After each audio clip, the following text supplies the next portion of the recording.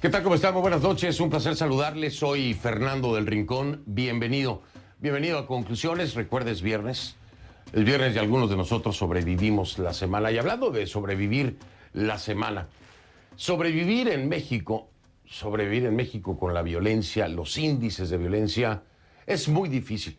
Si a eso usted le suma el acceso a armas, pues la cosa se complica aún más.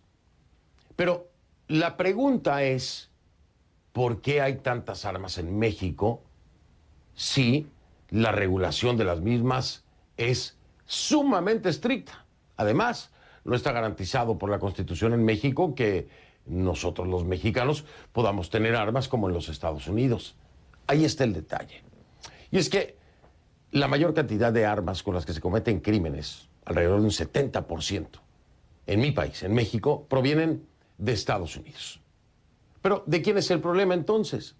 ¿Del que las hace o del que permite que entren o de los dos?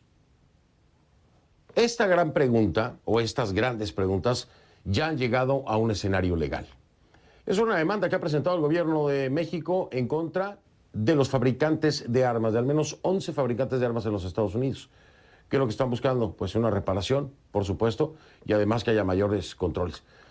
Por un lado dicen, los controles deben ser de ustedes, porque los crímenes se cometen en su país y mayormente por cárteles de la droga en México.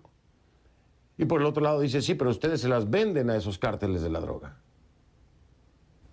La gran pregunta es si México busca una indemnización, en este caso el gobierno de Andrés Manuel López Obrador de la 4T, por alrededor de 10,000 millones de dólares.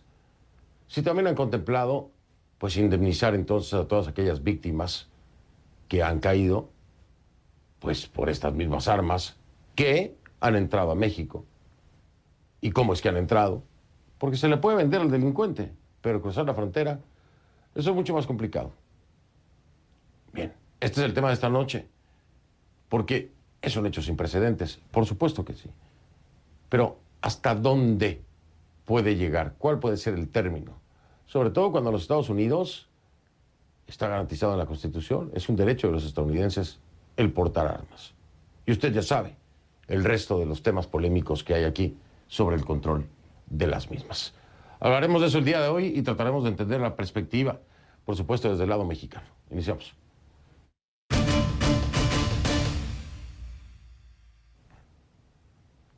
Y le pido que a partir de este momento me acompañe utilizando la etiqueta numeral Conclu MX de México, USA de USA, Estados Unidos, armas.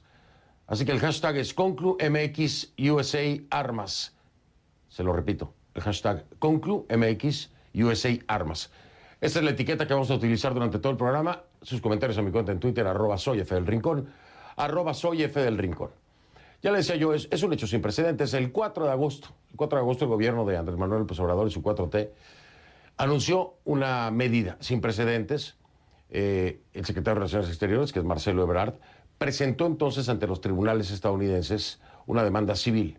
La demanda es por daños contra varios fabricantes, ¿no? Daños a México, al país. Varios son los fabricantes, todos ellos distribuidores de armas estadounidenses. Y el gobierno mexicano dice que tienen o consideran que son prácticas negligentes, mayormente en su cadena de distribución. La demanda señala que las organizaciones criminales compran en supermercados por internet y en ferias miles de pistolas, rifles, armas de asalto, municiones, etcétera, ¿no? Que son utilizadas para cometer delitos en México. Y asegura que los fabricantes de armas lo saben. Por eso México exige una compensación económica.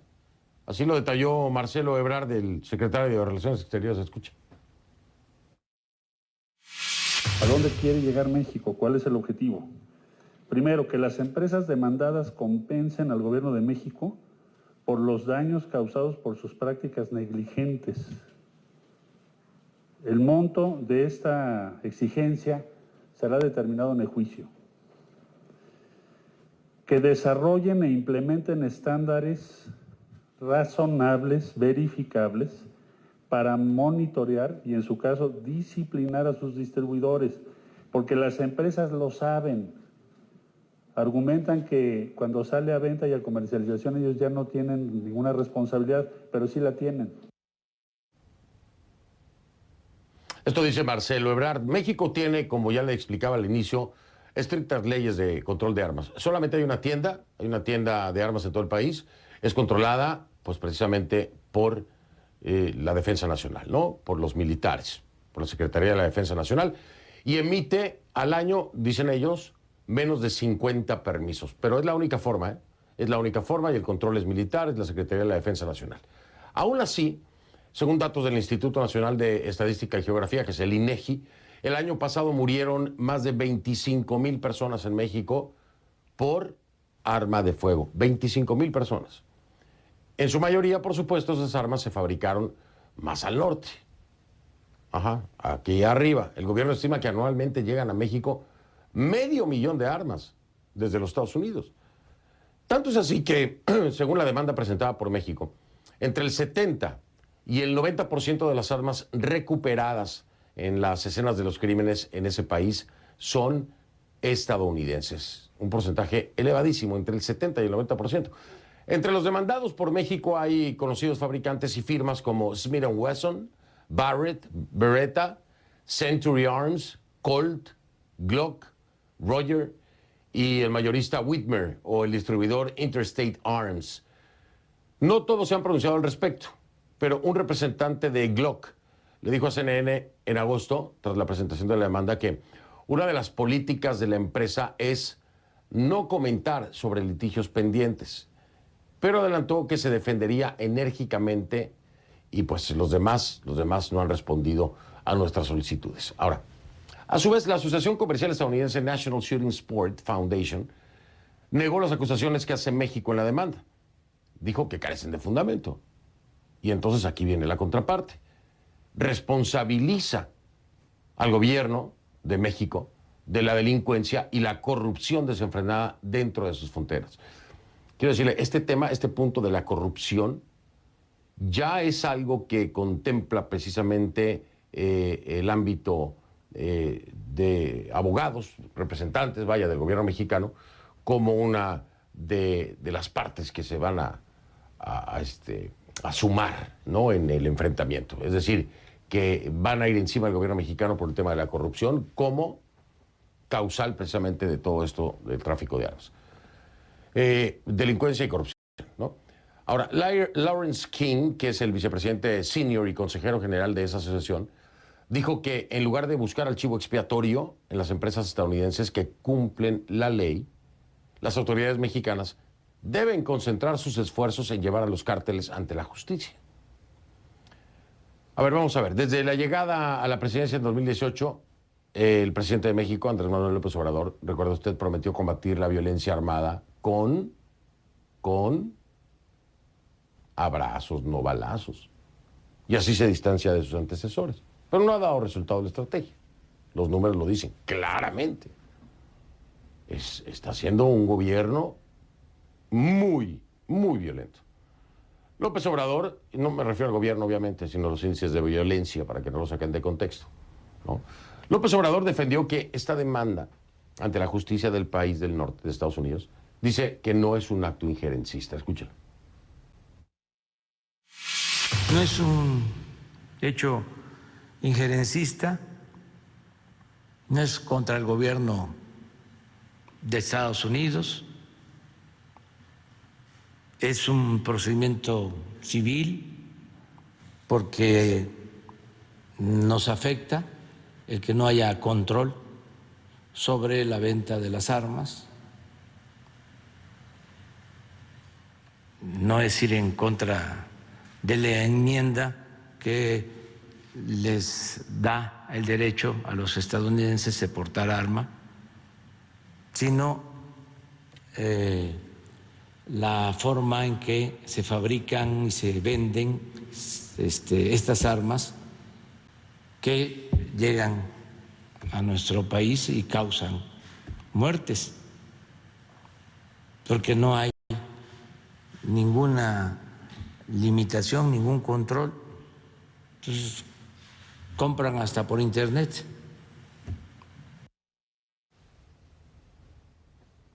A ver, los demandados por el Estado mexicano acordaron defenderse en bloque, es decir, todos juntos para, según alegaron y justificaron ante la autoridad estadounidense, minimizar la carga legal en la Corte.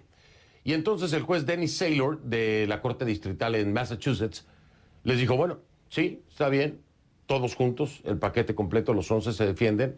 Les dio hasta el 22 de noviembre para que presenten un memorando conjunto, mientras algunos expertos consideran que es muy difícil que esta demanda prospere.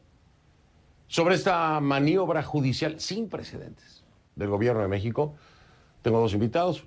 Voy a recibir al primero de ellos esta noche.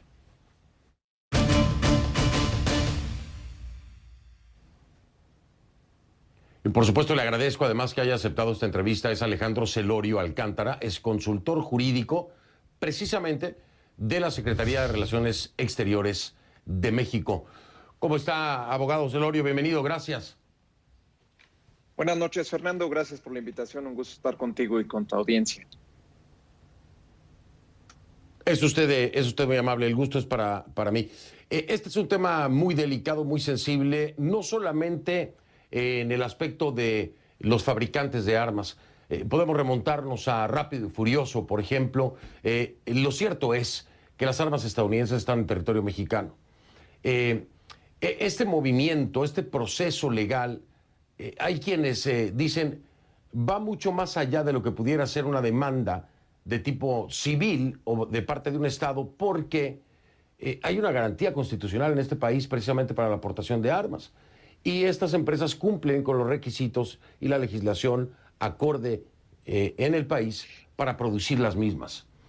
La cadena de distribución llega hasta el punto en el que alguien adquiere el producto y de ahí en adelante no se hace responsable la empresa productora del mismo. ¿Por qué cree usted que hay asidero para poderlas vincular a la resultante en México cuando ellos han terminado su función de acuerdo a la legislación estadounidense al momento de entregar el producto al consumidor? Pues precisamente por la forma como venden al último usuario. Y no solo cómo la venden, sino cómo la publicitan. Hay evidencia, y eso es indiscutible, y lo probaremos en el litigio, en la corte, que se venden 5 armas de alto poder a la misma persona, se le venden a prestanombres, se le venden a personas con récord criminales, se le venden a personas que se conoce, trabajan o le sirven a organizaciones criminales. Se publicitan estas armas, que son armas de guerra, para un mercado que no está en los Estados Unidos. Es un mercado que está allende a las fronteras de los Estados Unidos, con frases como más vale morir de pie que vivir arrodillado, jefe de jefes. Son armas que están dirigidas a un mercado de consumidores creado y generado en México. Entonces, la responsabilidad en la venta de un producto, y esto lo dicen las leyes estadounidenses, va más allá de vender bien. Tiene que haber transparencia y rendición de cuentas, así como lo hay para los neumáticos, para los vehículos, para el alcohol, para los cuchillos. Las armas también tendrían que tener, por su letalidad, que son instrumentos que matan y que hieren, tendría que tener mucho mayor cuidado estas empresas en su distribución y venta para saber en qué manos caen. Las empresas son responsables por la legislación estadounidense en el uso de estas armas en delitos.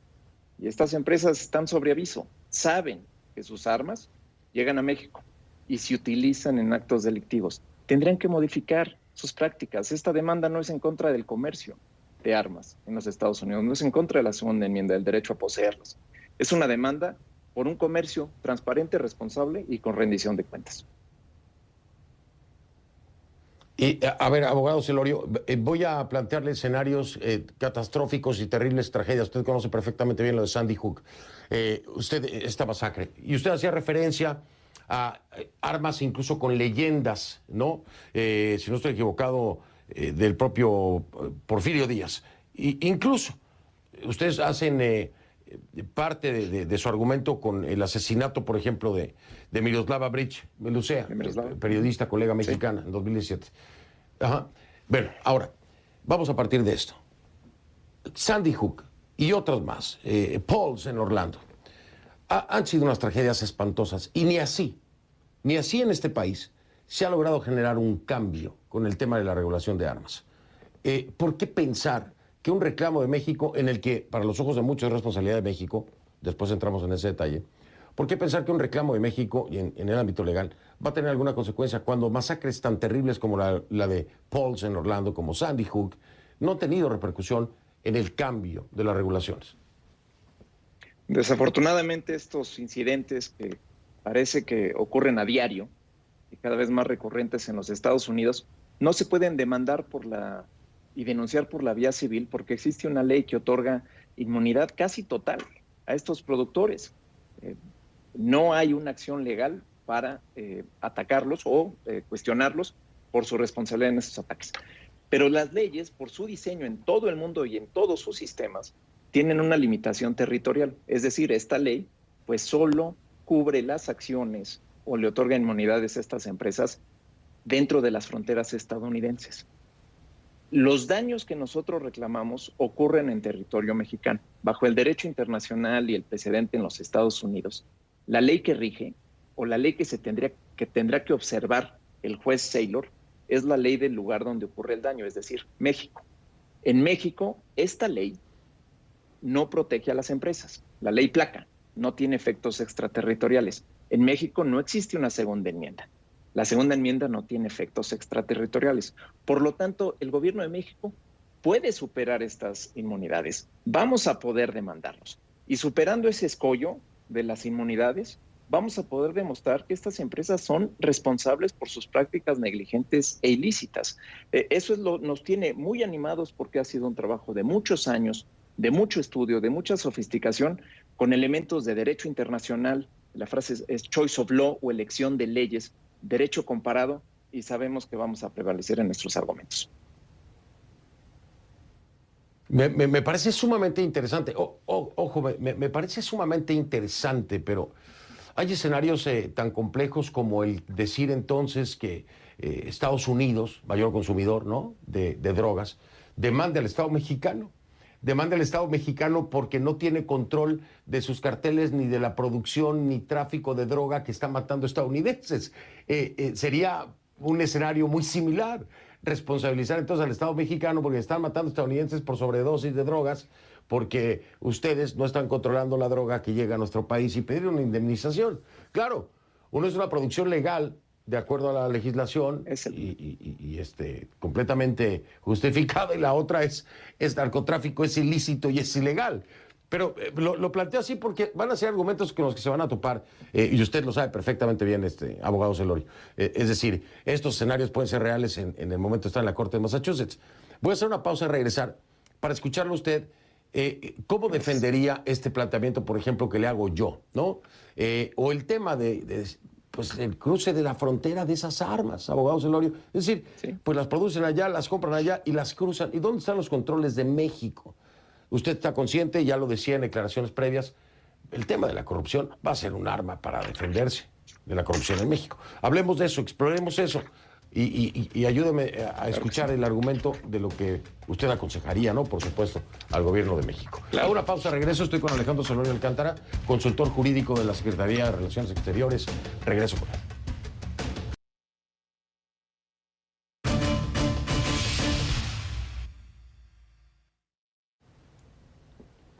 Estamos de vuelta, continúo conversando con Alejandro Celorio Alcántara, es consultor jurídico de la Secretaría de Relaciones Exteriores en esta demanda sin precedentes en contra de 11 empresas productoras de armas, ¿no? Y le decía yo, abogado Celorio, le decía, a ver, el argumento aquí es muy válido, me parece que es un argumento válido porque tiene que haber una responsabilidad, sobre todo cuando es algo que está matando mexicanos. Pero el argumento de la contraparte puede ser, de la misma forma que su droga y la falta de control sobre cárteles y tráfico está matando estadounidenses. Esto podría ser un argumento por parte de la defensa. ¿Qué diría usted en ese caso? No, definitivamente será un argumento de la defensa. Aquí, después del 22 de noviembre, veremos cómo viene la industria de las armas en los Estados Unidos. Presentarán pocos argumentos legales. Los hechos son indisputables, pero va a ser más una narrativa para atacar el carácter moral. Y la cuestión de tratar de responsabilizar a México por el tráfico de armas, pues podríamos hablar de las drogas, podríamos hablar de la migración.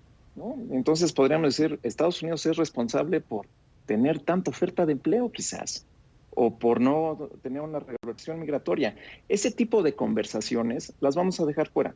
El gobierno de México se quiere concentrar en las prácticas negligentes y por eso estamos demandando en los Estados Unidos bajo su derecho civil, porque existen muchos precedentes de demandas similares. Hay cientos de demandas en los Estados Unidos con fórmulas similares a la nuestra. Las prácticas irresponsables e ilícitas me están ocasionando un daño. Y ahora, con respecto a la corrupción, podríamos hablar de corrupción, pero de los vendedores de armas que no reportan, como están obligados a la ATF, las ventas múltiples de rifles. Corrupción, quizás, de las autoridades que permiten el tránsito de esas armas por territorio estadounidense hacia el sur. La transportación de armas con fines de exportación, que es tráfico ilícito, es un delito federal en los Estados Unidos. Quizás podríamos también hablar de corrupción de los productores y distribuidores de armas que saben que vendedores en el último punto de la cadena se los están vendiendo al crimen organizado, porque hay una herramienta de trazabilidad que hace ATF y se las presenta a las empresas para decir, tal arma se encontró en tal escena del crimen en Estados Unidos o en cualquier lugar del mundo donde exista esta herramienta de trazabilidad, y las empresas saben dónde están sus armas. Si hablamos de corrupción, tendríamos que hablar de la corrupción de la cadena de producción, no de lo que está haciendo México. México está haciendo mucho para detener el tráfico ilícito, pero estamos hablando en un estimado conservador de 500,000 de armas al año que son traficadas ilícitamente a México. Claro. Y eso es, en los últimos 20 años, el número de armas que existen en México es extremo.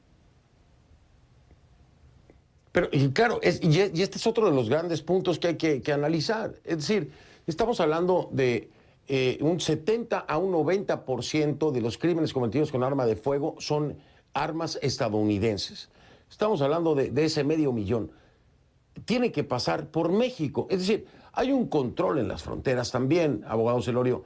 El hecho de que se esté logrando traficar con este volumen de armamento habla muy mal también de control de fronteras y de supervisión de tráfico por parte del gobierno de México. Y ojo, hay que ser muy claros, porque después piensan que todo es contra Andrés Manuel López Obrador y la 4T, y no es así. Este es un tema añejo, este es un tema que viene desde muchos sexenios atrás. Le puedo hablar de Carlos Salinas de Gortari, le puedo hablar del sexenio de Fox, del sexenio de Zedillo, le puedo hablar del sexenio de Calderón. Este es un tema muy viejo. Pero hay un problema en fronteras, hay un problema de monitoreo, hay un problema en el que el Estado mexicano ha venido fallando por décadas. Ese va a ser otro de los argumentos, y me parece que ahí será muy difícil defender, ¿no? Sí, recordemos que no es un argumento como parte de la demanda. O sea, decir que México es corrupto no es un argumento legal, no será un elemento de defensa, porque nosotros estamos demandando por prácticas negligentes en su cadena de producción en los Estados Unidos. Decir, bueno, es que México las deja de pasar. Sí, pero tú las sigues vendiendo a narcotraficantes, ventas múltiples. El hecho de que se nos señale de ciertas cosas, de que estamos haciendo las cosas no tan bien como ellos pensarían, no los exime de su responsabilidad de venderlas mal. Ahora, en una discusión más general sobre la frontera, tendríamos que ver ambos lados de la frontera y hablar de que dinero viene de los Estados Unidos hacia México, armas del sur, del continente hacia los Estados Unidos, drogas y migración. La frontera es muy compleja y se necesitan más esfuerzos a nivel bilateral y unilateral para atenderlo. Y aquí vale la pena, y agradezco mucho la oportunidad, Fernando, de atender esto que no es estrictamente legal, sino más diplomático-político. Hay 4 elementos en la dinámica del tráfico ilícito de las armas. El gobierno estadounidense, el gobierno mexicano, el consumidor, que son las organizaciones del crimen organizado, y las empresas involucradas en la venta, producción y distribución de armas. Los gobiernos trabajan de cerca. Cada vez se estrechan más sus acciones. Ha habido operativos muy exitosos, operativos espejo, de infraestructura compartida, compartimiento de información. Se persigue a los delincuentes en México, se persigue a los traficantes en Estados Unidos, se comparte información, pero las empresas nunca se ha señalado su nivel de responsabilidad. Y de esto se trata esta demanda. Ahora, es un litigio estratégico. tiene muchas implicaciones interesantes. Yo estoy seguro que ATF, que las autoridades gubernamentales en ambos países y en la región van a prestar mucha atención a decir, tendríamos que hacer algo. Y quizás el río, y esta es una figura no propia, sino de un autor, Joan Grillo, el río de acero, pues si tuviera menos potencia, tuviera menos flujo, sería más fácil atender mucha violencia y otros temas que tenemos muy complejos en la frontera. Pero si nos estamos defendiendo del crimen organizado con alto poder de fuego, pues para atender la crisis migratoria y los estupefacientes y el dinero es demasiado complejo y los únicos que ganan siempre son las empresas productoras de armas. Eso es muy cierto. Eso es muy cierto. Y es un tema a nivel doméstico aquí en los Estados Unidos que se ha venido hablando durante mucho tiempo. Las aportaciones también multimillonarias que hacen en las campañas de muchos de los políticos y de muchos que han llegado a ser presidentes, la Asociación Nacional del Rifle, en fin.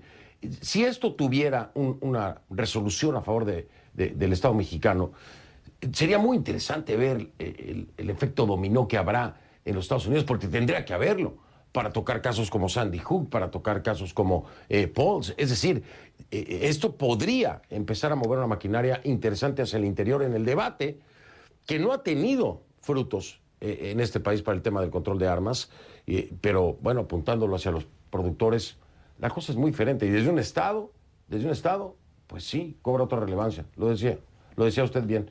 Diplomático político. Oiga, abogado Celorio, ha sido un placer, hombre. Ojalá me pueda acompañar más adelante, ya que esto esté avanzando un poco más. Seguro. Claro que sí. Yo dispuesto. Muchas gracias por esta oportunidad y seguiremos informándoles cómo vamos. Muchísimas gracias. Alejandro Celorio Alcántara, consultor jurídico de la Secretaría de Relaciones Exteriores de México, me acompañó. Por supuesto, voy a hacer una pausa y vamos a regresar para hablar con un conocido de la casa, que es Jorge Septién. Jorge Septién es experto en seguridad internacional y en terrorismo, pero además tiene su experiencia en este tema de las armas en Estados Unidos y el tráfico de las mismas. Digo, entre otras cosas, ¿no? Regreso con él en un momento.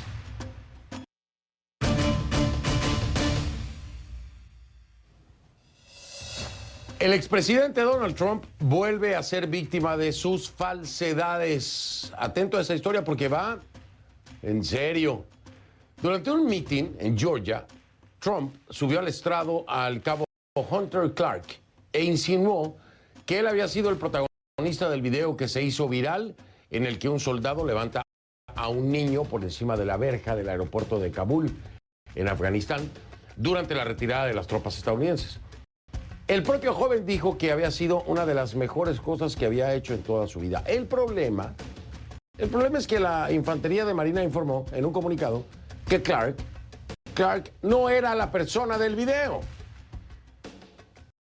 El cuerpo lo está investigando para determinar si violó las políticas del Departamento de Defensa, que por lo general prohíbe a sus miembros en activo hablar en actos partidistas. CNN no pudo contactar con Clark directamente, pero su madre nos dijo que no haría comentarios al respecto.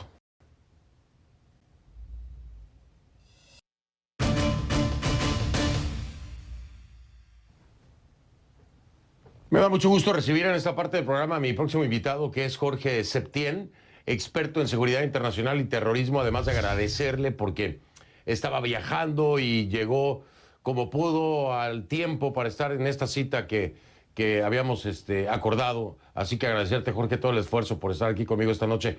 Bienvenido. ¿Qué tal, Fernando? Muy buenas noches y te aprecio mucho la distinción de ser invitado de nueva vez y aquí atento de los comentarios que me quieras hacer. No, gracias, Jorge. Oye, muy interesante esto, el planteamiento que está haciendo el Estado mexicano en torno a, pues, no sé si irresponsabilidad, pero podríamos decir falta de rigurosidad en la cadena de distribución por parte de los fabricantes de armas en los Estados Unidos. Pero me parece que, aunque es una importante observación, me parece que no tiene un futuro muy claro como para poder llegar a término en el ámbito legal. ¿O qué opinas tú, Jorge? Digo, hay tantas otras cosas que son responsabilidad de México que no lo veo claro. ¿Tú lo ves diferente? Mira, Fernando, definitivamente es un tema muy controversial, sobre todo cuando un país evidentemente muy inferior en tamaño económico y poderío militar y de manufactura, pues decide darle una bofetada, ¿verdad?, al país para que despierte ante una realidad que tienen, y es la realidad de la facilidad que existe para poder disponer de armas en el planeta. Y esto principalmente las manufacturadas por compañías norteamericanas.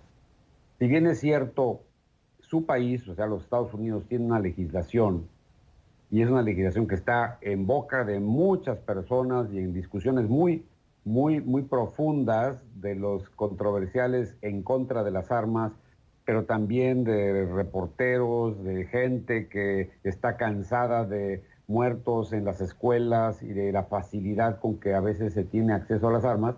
Y por otro lado, los más patriotas, vamos a decirlo así, que se amparan en la segunda enmienda y que dicen es mi derecho. Entonces, hoy en día el gobierno mexicano ha hecho un movimiento, yo creo que estratégico para conveniencia de México, para poder llevar a tribunales una situación de una manera, como acertadamente dices tú, complicada, de poder litigar y ganar también, pero que pone los reflectores definitivamente en este fenómeno, en donde sí los fabricantes están apegándose, todos los fabricantes serios de Estados Unidos tienen que cumplir con una normativa como fabricantes, tanto para la venta de armas civiles como de armas militares que son de uso exclusivo para gobiernos o la misma milicia norteamericana. En el caso de lo civil, tienen que seguir canales que van, de acuerdo a la ley, hacia los distribuidores, y los distribuidores hacia los dealers o a los que tienen las pequeñas armerías o las grandes armerías, pero que siguen toda una cadena de logística bajo procesos de control y legalidad dentro de los Estados Unidos. Desafortunadamente, las armas están llegando a México, y no solamente a México, de México también salen a otros países, donde los criminales de los grupos de crimen organizado, pues requieren de estas armas para sus fechorías. Creo que es difícil, el gobierno mexicano estratégicamente creo que pone un dedo en la llaga en el gobierno americano para entrar a una serie de negociaciones que tienen una serie de aristas complementarias que seguramente tienen que discutirse en el ámbito diplomático y político internacional. Ahora, esto que tú mencionas, y lo decía yo hace un momento con el asesor jurídico de la Secretaría de Relaciones Exteriores, decía yo, me es muy interesante y es real, o sea, no podemos esconder una realidad. Esto está ocurriendo, es cierto, y no es de un sexenio, no es de un gobierno, pero hay una corresponsabilidad del gobierno mexicano. Y aquí te hago esta pregunta para ir a la pausa y que me des tu respuesta al regresar. Pero Jorge, esto puede ser un tiro en el pie para el propio gobierno de Andrés Manuel López Obrador, la 4T, y el Estado mexicano en sus sexenios anteriores, no solamente en la actualidad. ¿A qué me refiero? Aquí se van a destapar muchas otras cosas por parte de la defensa que tienen que ver con corrupción, que ya es uno y están conscientes de que así será, pero también tiene que ver con control de fronteras, por ejemplo. Tiene que ver con corrupción no solamente en el ámbito fronterizo, pero también en la propia Secretaría de la Defensa Nacional. ¿A qué me refiero? Cuando tú tienes a un grupo del crimen organizado como el Cartel Jalisco Nueva Generación, que presume videos con un armamento como el que tienen y no hay acción por parte del Estado, Jorge, ¿qué tanto puedes alegar entonces tú, que tú estás haciendo tu parte?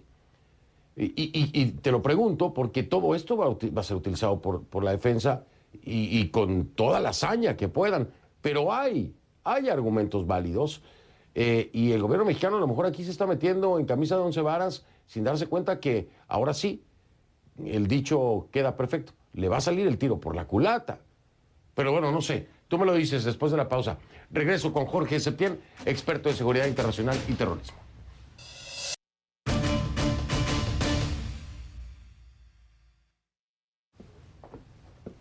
Estoy hablando con Jorge Septién, experto en seguridad internacional y terrorismo.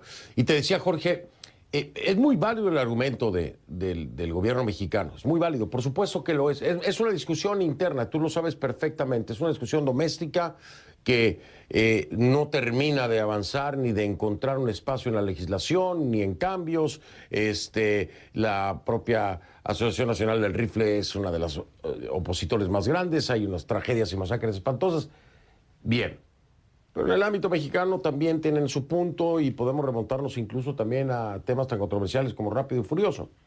Pero vamos a México, porque México no tiene mucho que decir acerca de lo que hace. Te decía yo, esta imagen espantosa que le dio la vuelta al mundo, por supuesto, el cartel Jalisco Nueva Generación, armados hasta los dientes.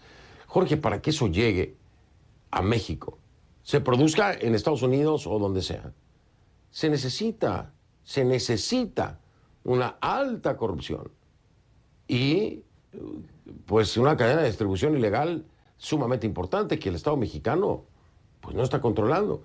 ¿Esto no puede ser contraproducente para la 4T, para Andrés Manuel López Obrador? Mira, Fernando, muy buena tu apreciación, pero también quisiera decir algo muy puntual. Ningún grupo criminal y los grupos que tenemos en nuestro país, en México, pueden estar superando la capacidad de la fuerza legal del Estado para poder brindar seguridad a su pueblo. Lo que vemos muchas veces en las manifestaciones, en las distintas redes sociales, que los criminales anuncian o muestran, no es realmente significativo, ¿no? O sea, realmente lo que te puedo decir es que estos criminales, al amparo de la corrupción y al amparo de estar escondidos, pues deambulan por todo el país y cometen sus fechorías y matan gente y cometen problemas, conductas antisociales. Pero la realidad es que el gobierno mexicano y el gobierno de Andrés Manuel, el ejército, como nunca ha tenido un presupuesto importante, hoy la Marina tiene un presupuesto muy importante, pero aparte la infraestructura que tiene. Ahora, desafortunadamente hay que vincularlo esto a algo muy importante. El que suben en una red social una banda de criminales que nunca podrás comparar con el ejército mexicano o la policía de la Guardia Nacional o las policías serias que existen en nuestro país, las que cuentan con la capacidad, no se pueden comparar. El gran problema que existe también es un tema en donde la política que existe el gobierno en su momento no está trabajando las cosas con todo el poder del Estado que tiene legalmente para ejecutar y poder dar con ellos. Ese es uno de los problemas. Tú bien lo acabas de decir. Un elemento brutalmente corruptor en cualquier parte del planeta es el dinero. Es la capacidad del dinero para poder comprar voluntades en todos lados, y Estados Unidos de Norteamérica no es la excepción.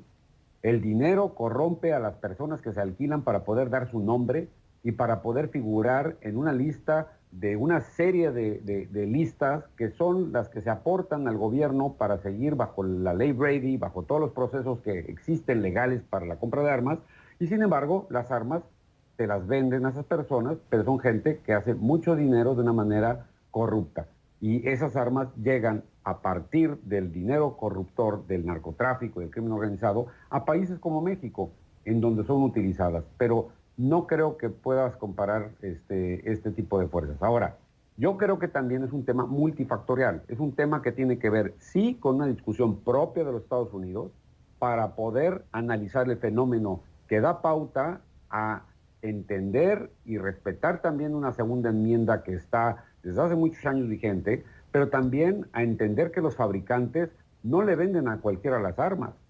Los fabricantes siguen canales de distribución. Ahora, el gobierno mexicano está yéndose directamente con los fabricantes, pero en la realidad hay toda una cadena logística hasta que las armas llegan al mercado civil legal y al mercado ilegal.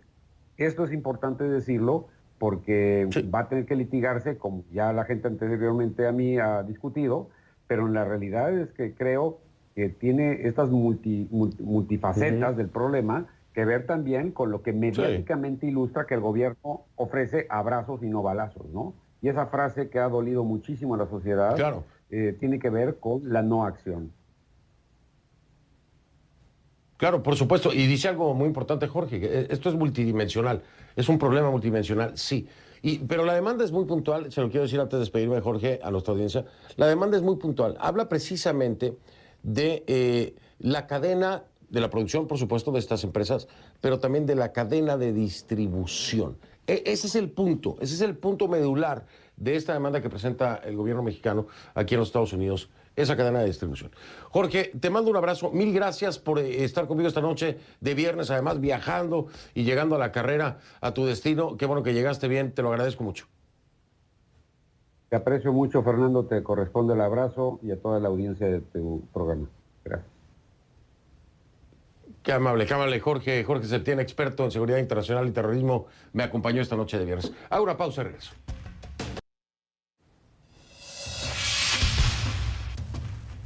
Soy Fernando del Rincón, lo veo el lunes. Buen fin de semana.